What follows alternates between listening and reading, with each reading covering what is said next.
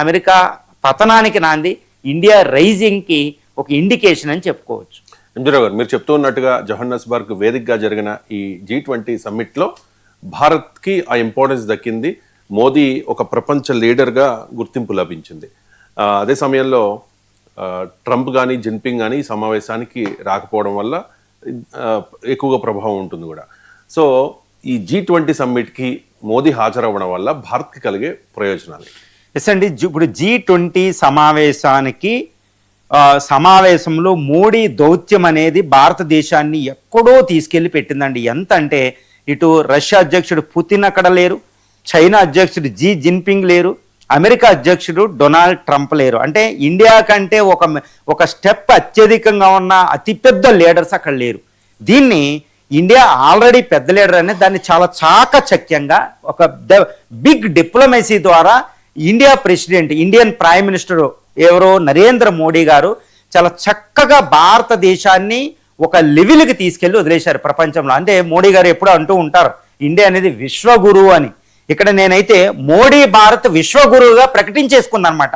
ఎంతటి ప్రకటించుకుందంటే తను ప్రకటించుకోవడం కాదు, ప్రపంచ దేశాలు కూడా దీన్ని అంగీకరించాయనేది ఈ G20 3 రోజుల సమావేశంలో మోడీ సంపాదించిన అద్భుతమైన లక్ష్యాలు. అంటే మనం ఇండియా విజయాలు చూద్దాం.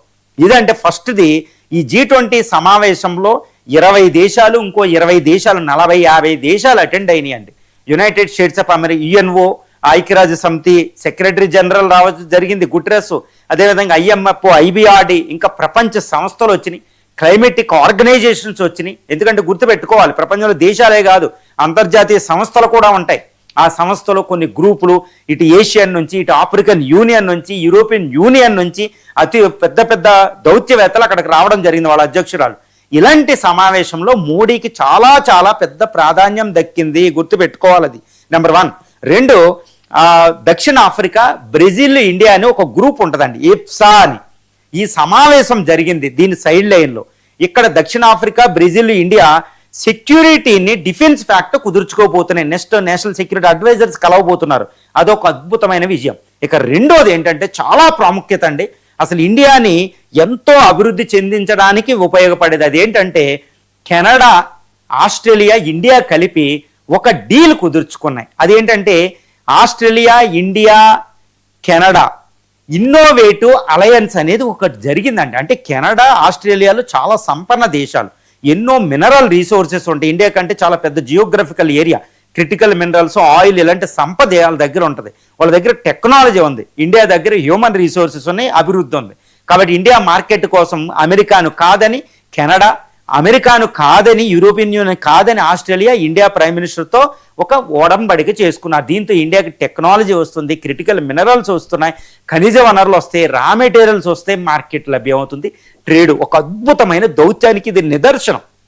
ఇది IAEA అనే ఒక treaty, India, Australia, Canada innovative alliance అనేది ఒక అద్భుతమైన పరిణితి చెందిన ఒక అద్భుతమైన ఒప్పందం అని చెప్పొచ్చు.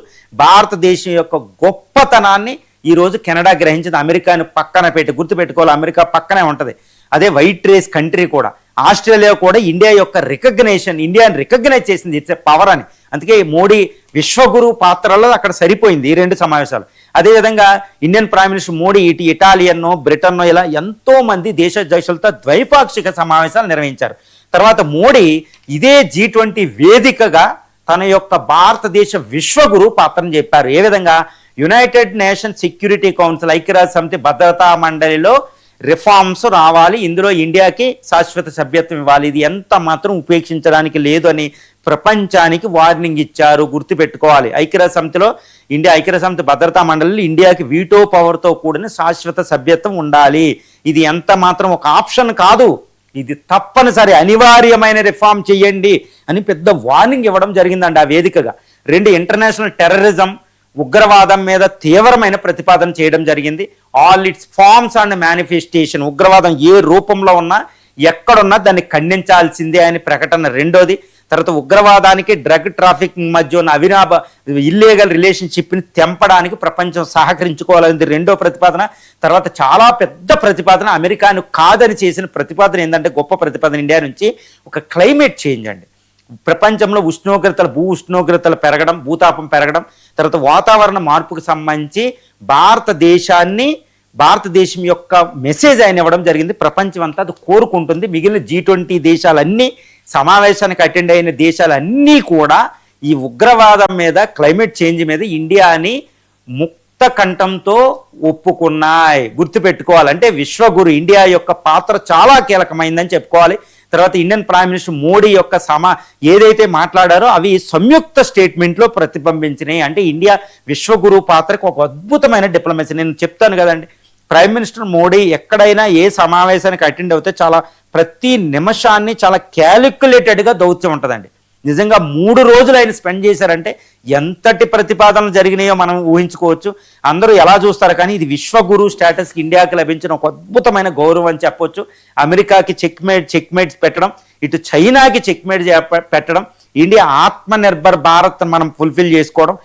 ఇండియా గ్రోత్ ఇప్పుడు 7% కాదండి, 10% లభించాలి. అప్పుడే వికసిత్ భారత్ 2047కి. దానికి ప్రతిపాదన డెవలపింగ్ కంట్రీస్తో, ఇటు బ్రిక్స్ దేశాలతో, ఇటు చిన్న చిన్న ఆఫ్రికా దేశాలతో, ఆఫ్రికన్ యూనియన్ అధ్యక్షులను నిలవడం, ఇలా ఒక అద్భుతమైన దౌత్యం.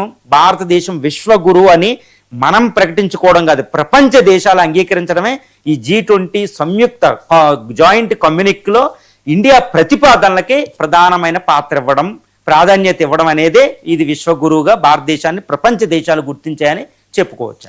ఎంజీ రావు గారు, దేశ విభజన సమయంలో సింధు ప్రాంతం